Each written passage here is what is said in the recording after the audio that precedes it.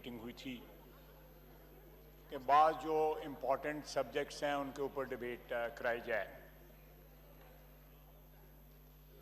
Agriculture जो है उसमें मेरा ख्याल है डिबेट उसका इख्तिताम हो चुका है, कंक्लूड हो चुकी है। प्राइवेटाइजेशन जो है इसका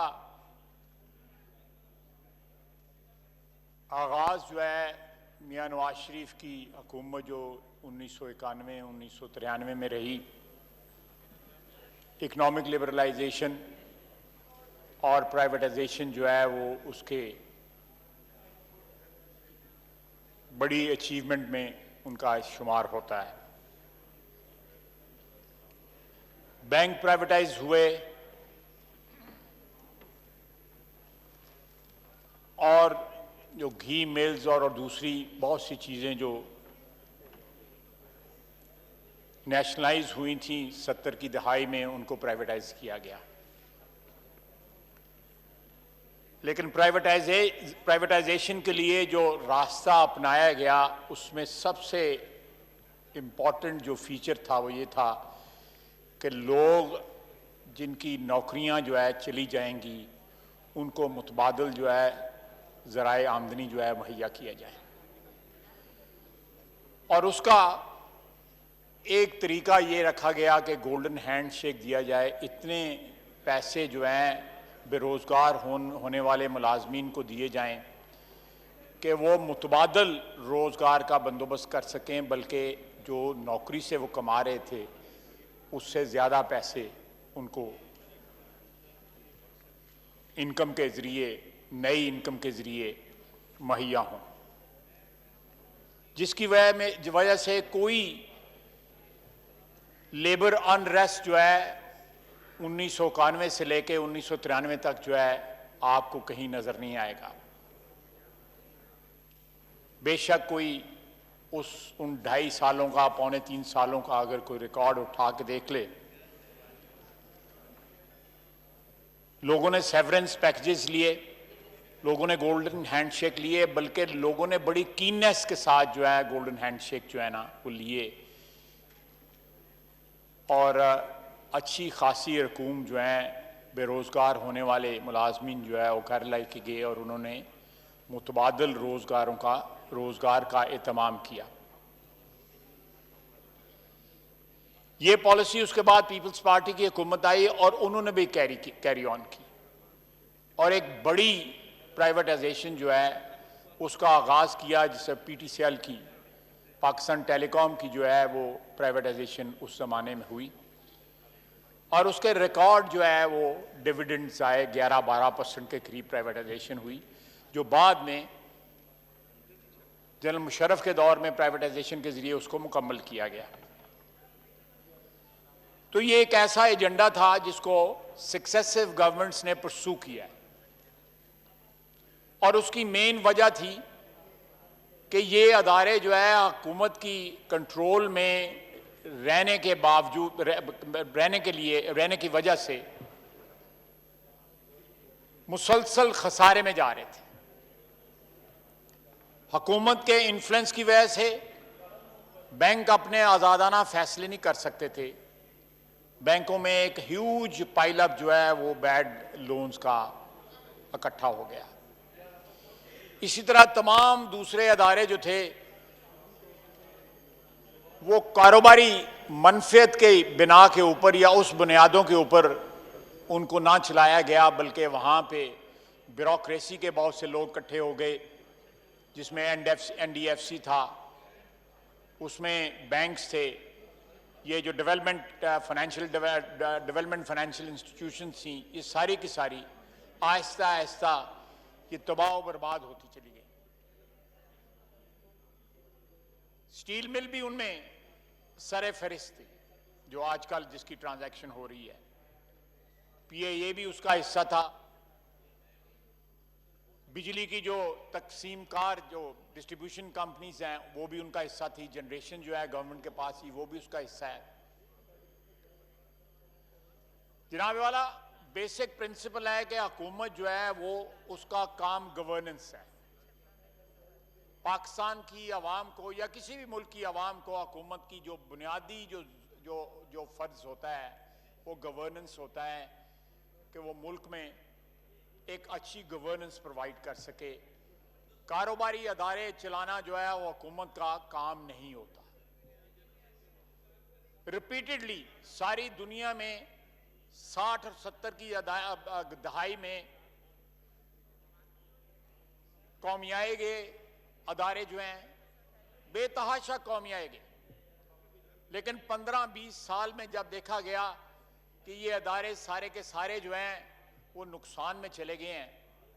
जनाब वाला यहाँ तक हुआ कि 91-92 में जो अदारे प्राइवेटाइज किए गए और वो हुकूमती एक एक्सटेंशन ने जो है वो अदारे खरीद लिए गए। एक सीमेंट प्लांट की मैं आपको बात बता रहा हूँ, वो दोबारा हुकूमत के पास आए कि हमें इस अदारे को चलाने के लिए 5 अरब रुपया दिया जाए।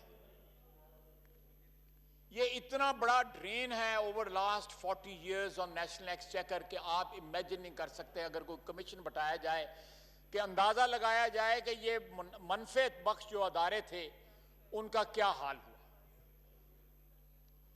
ब्रॉडली तमाम सियासी पार्टियों की जो है वो कमिटमेंट मौजूद है प्राइवेटाइजेशन के प्रोसेस के साथ। उसका तरीकाकार क्या होना चाहिए, जो वहां पे मुलाजमीन है उनके रोजगार का क्या होना चाहिए, किन को ये बेची जा सकती हैं, इसका फैसला क्या ये सारे के सारे जो है प्राइवेटाइजेशन के लॉ को अगर इन लेटर एंड स्पिरिट फॉलो किया जाए तो मैं समझता हूं कि ये एक ट्रांसपेरेंट प्रोसेस जो है उसको इंश्योर किया जा सकता है।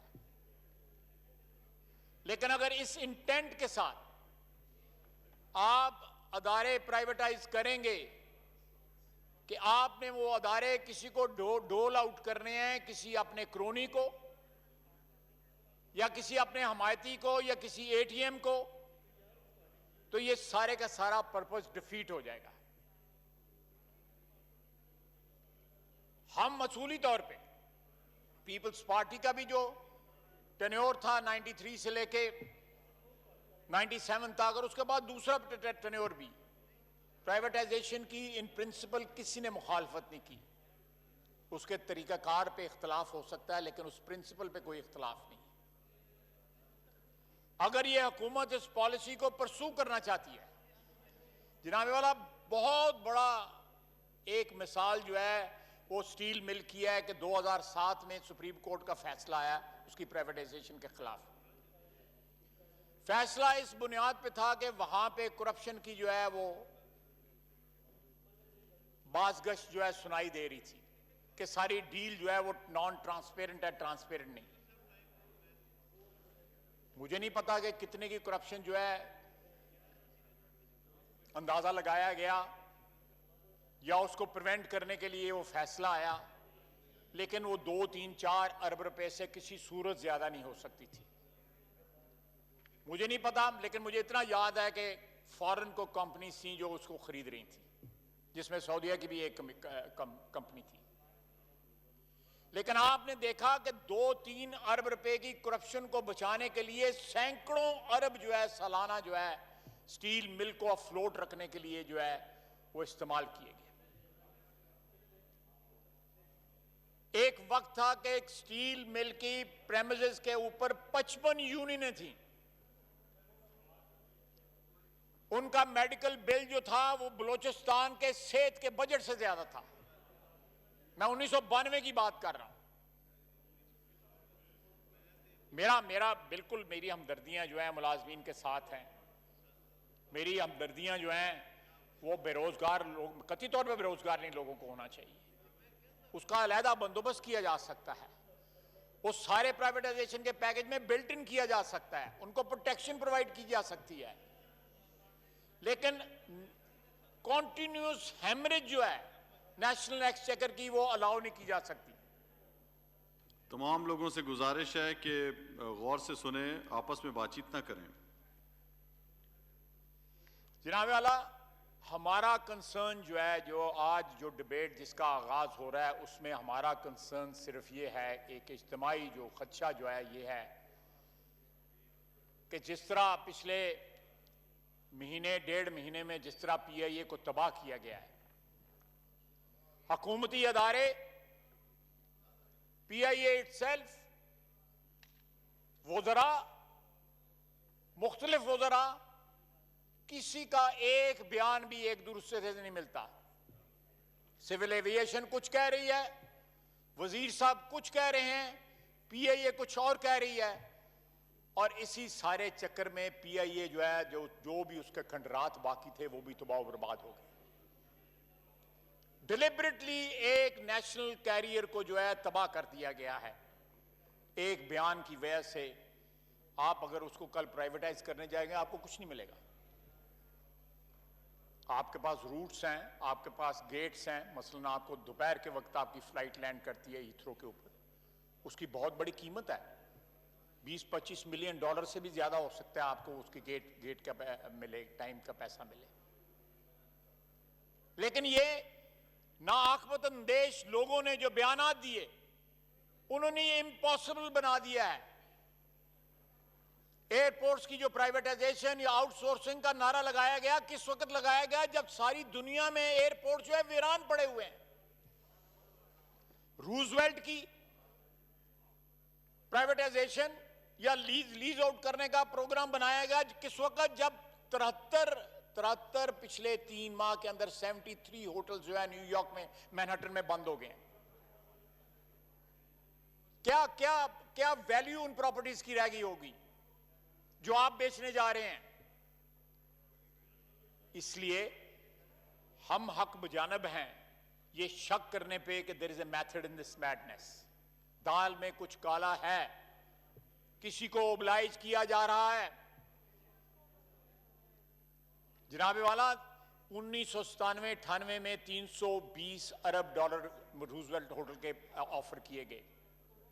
उसके बाद शौकत अजीज की हुकूमत में 280 पे इसको बेचने की कोशिश की गई, लेकिन हमने इसी असेंबली में ये प्रिवेंट किया कि इसको कौड़ियों के भाव जो है ना बेचा जाए। ये एक नेशनल एसेट है।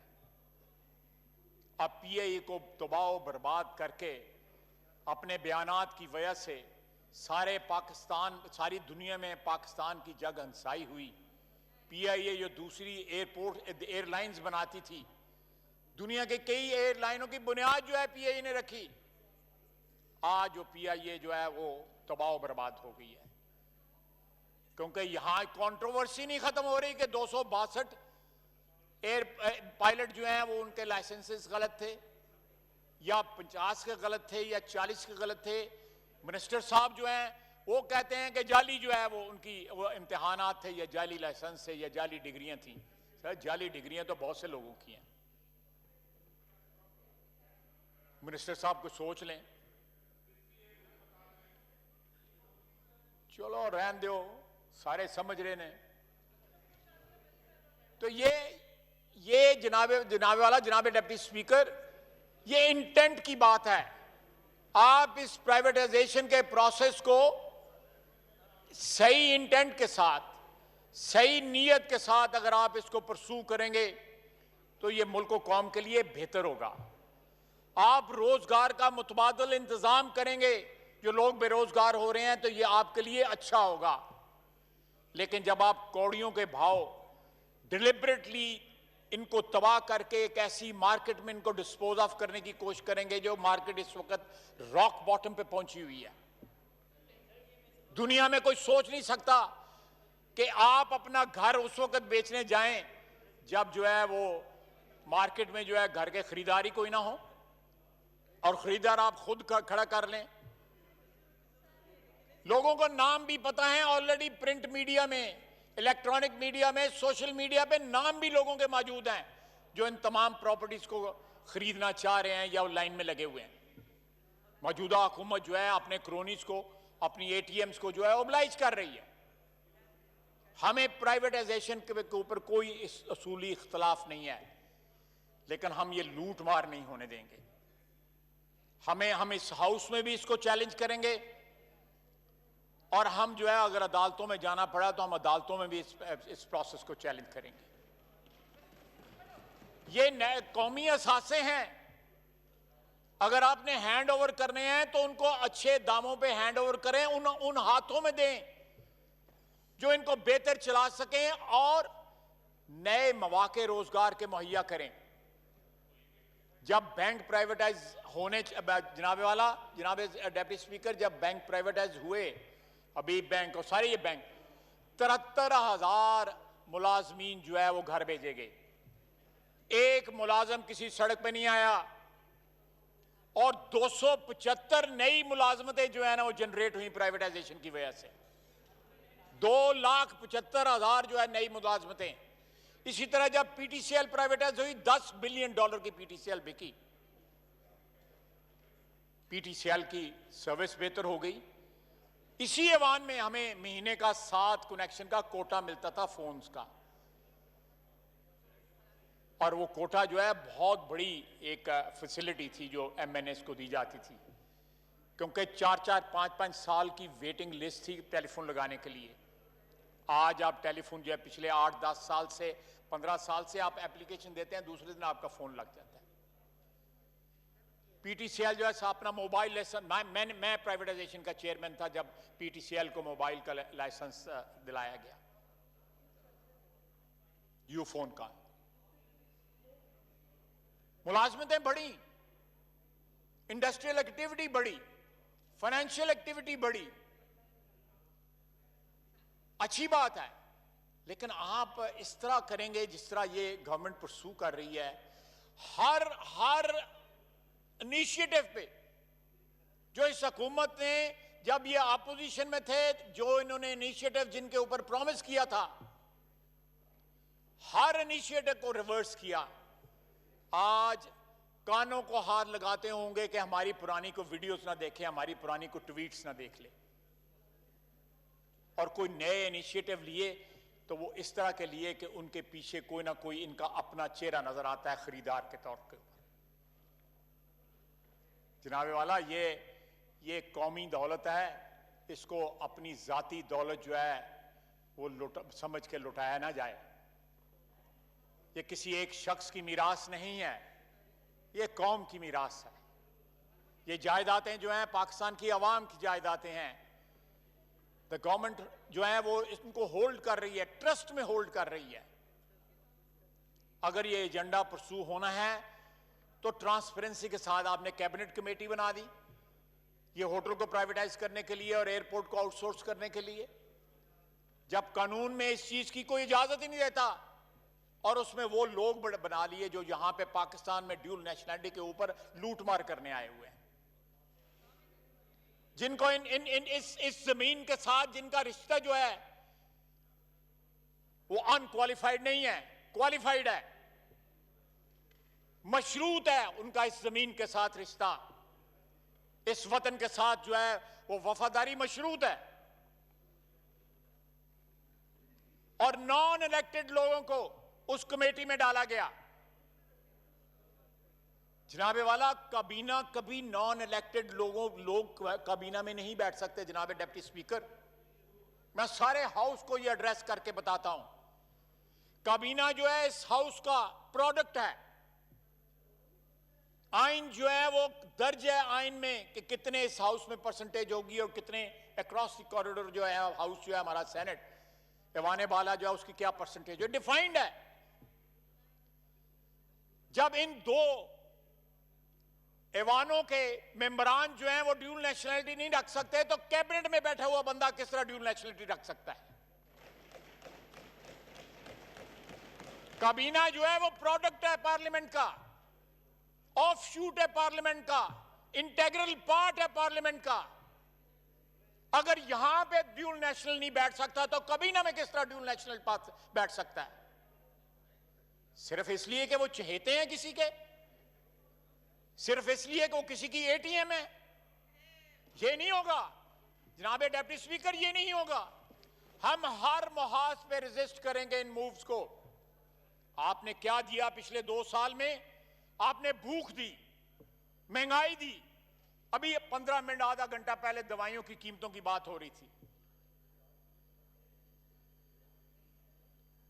जनाबे वाला, कोविड है, 2,64,000 जो है शिकार हो चुके हैं इस बीमारी का, लोगों इन्फेक्ट हुए लोग,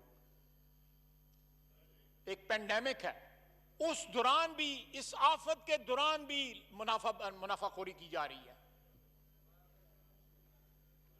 कोई खुदा का खौफ नहीं है, कोई कानून नहीं है, कोई रेगुलेशन नहीं है कि इसको प्रिवेंट किया जा सके। आज से 1.5 महीना पहले गंदम की फसल आई है, अप्रैल के आखिर में गंदम की फसल आई है मार्केट के अंदर, या मई के शुरू में, लेकिन आटा जो है वो बदस्तूर महंगा होता जा रहा है।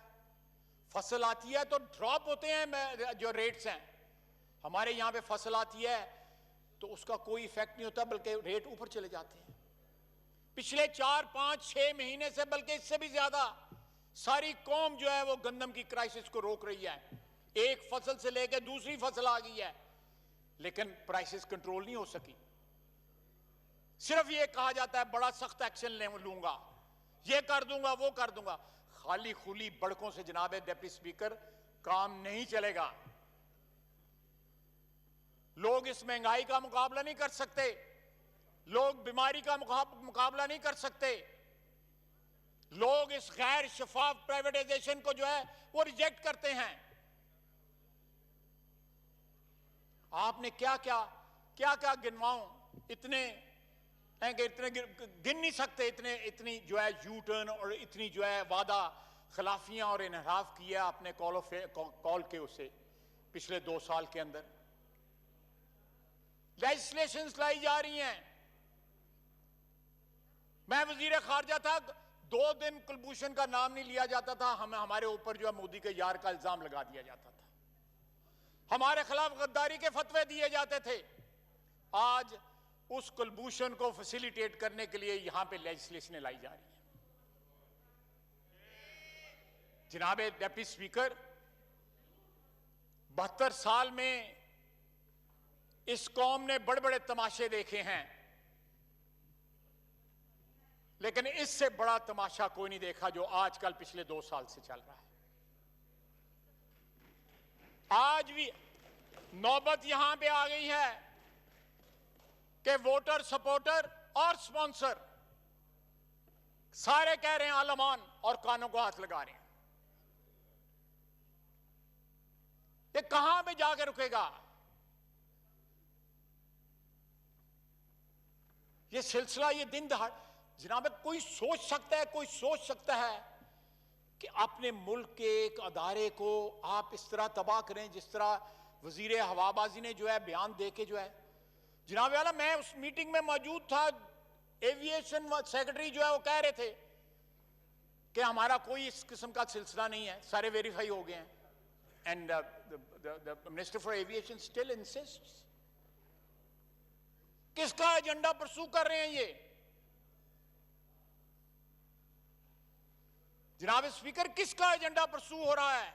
पाकिस्तानी आवाम का एजेंडा परसू नहीं हो रहा, वतन अजीज का एजेंडा परसू नहीं हो रहा, चंद अफराद का एजेंडा, चंद अफराद के मफादात के तहफ्फुज का एजेंडा जो है परसू हो रहा है।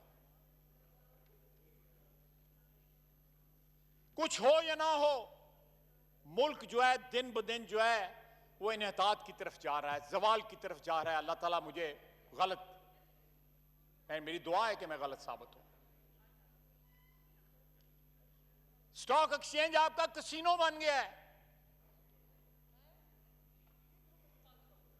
जिस तरह वहां पे चंद स्टॉक ब्रोकर जो है बैठ के जो है वो एक कसीनो पे, एक रूलेट के ऊपर जो है वो खेल रहे हैं, कोई बेसिस नहीं है, कोई इकोनॉमिक और फाइनेंशियल बेसिस नहीं है। मैनिपुलेट किया जा रहा है, हर चीज को मैनिपुलेट किया जा रहा है, चाहे वो फाइनेंशियल मार्केट्स हैं, चाहे वो फूड सिक्योरिटी है या हेल्थ है, सबको मैनिपुलेट किया जा रहा है। किन के एंड्स के लिए मैनिपुलेट किया जा रहा है? वो चेहरे ना जनाब डिप्टी स्पीकर आपसे पोशीदा है, ना मुझसे पोशीदा है, ना इस ऐवान से और ना 22 करोड़ आवाम से। लोग चेहरे पहचानते हैं, शनाख्त है लोगों को, और वक्त आने पे वो शनाख्त जो है उसके नतायज भी निकलेंगे, इंशाअल्लाह ताला नतायज निकलेंगे। जनाब डिप्टी स्पीकर, मैं ज्यादा वक्त नहीं लेना चाहता। इस डिबेट को आप एक हेल्दी डिबेट के तौर पे इसको परसू करें। मैं एक दफा फिर कहूंगा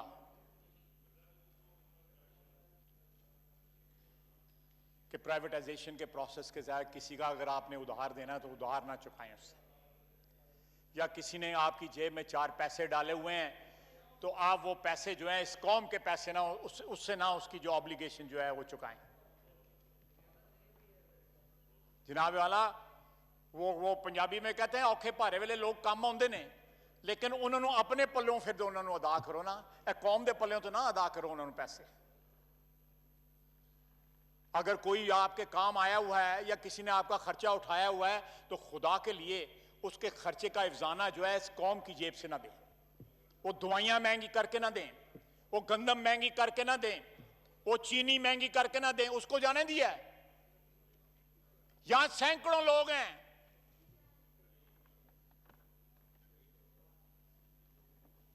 जो डिफरेंट जो हथकंडे हैं हुकूमत के उनके शिकंजे में आए हुए हैं, लेकिन जहांगीर तरीन चला गया। ये क्विड प्रो को है ना कि you scratch my back and I scratch yours. ये क्विड प्रो को है।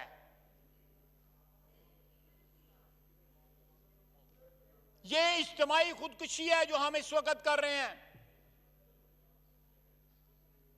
और जो लोग आज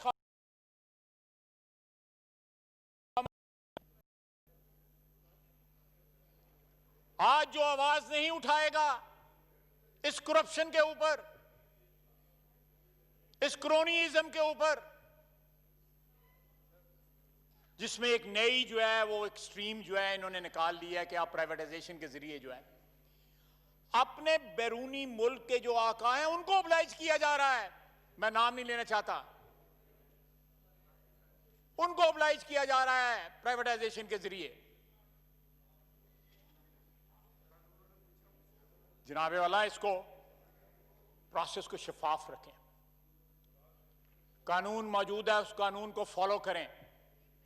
ड्यूल नेशनैलिटी वाले अपने क्रोनी अपनी एटीएम्स जो है उनकी कमेटी ना बनाएं कि वो खुद प्रॉपर्टी ना खरीद लें, वो खुद रियल एस्टेट का बिजनेस करते हैं।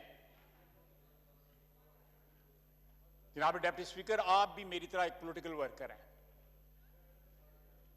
हमने अवाम के पास जाना है, आज नहीं, कल नहीं, परसों नहीं, जो भी आइन की रिक्वायरमेंट है उसके मुताबिक अवाम के पास जाना है। सियासतदान जो है वो जिस तरह का भी हो, वो अवाम को जवाबदेह होता है सूनर और लेटर। स्वाय माह स्वाय एक हमारे सफों में ऐसे कुछ लोग हैं जो अपनी वफादारियों का सौदा करते हैं। कोई मजबूरियां होती हैं लोगों की, मैं उनको इसका एडवांटेज दे देता हूं, लेकिन मैं फिर भी समझता हूं, मुझे फख्र है कि मैं एक ऐसी बरादरी से ताल्लुक रखता हूं जो हर 4, 5 साल 3 साल के बाद जो है इंडोर्समेंट लेती है अपनी आवाम से। मुल्क का एक अदारा नहीं है जो पाकिस्तान के 22 करोड़ आवाम से अपनी इंडोर्समेंट लेता हो, जो अपनी ACR जो है पाकिस्तान की आवाम से लिखवाता हो। ये सिर्फ सियासतदान है, ये सिर्फ सियासतदान है, इस हाउस में बैठे हुए लोग हैं जो अपनी ACR जो है पाकिस्तान की आवाम से लिखवाते हैं, जो पाकिस्तान के आवाम की मोहब्बत, पाकिस्तान के आवाम की अकीदत के बलबूते पे इस ऐवान में आते हैं। किसी चोर दरवाजे से नहीं आते, किसी ATM के जरिए नहीं आते,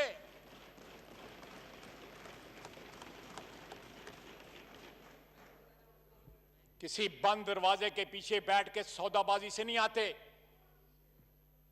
किसी अंपायर की उंगली से नहीं आते। मुझे फख्र है इस अवाम पे बैठे हुए जो 342 अरकान को, उनको इस बात पे फख्र होना चाहिए कि हम जैसे भी हैं, हम पाकिस्तान के अवाम के नुमाइंदे हैं। पाकिस्तान की अवाम हमारे लिए वोट देती है, हम उनको फेस करते हैं। कौन है पाकिस्तान में, एक भी बता दे एक और तबका जो पाकिस्तान की अवाम को फेस करता है? ये सियासतदान है जो फेस करते हैं।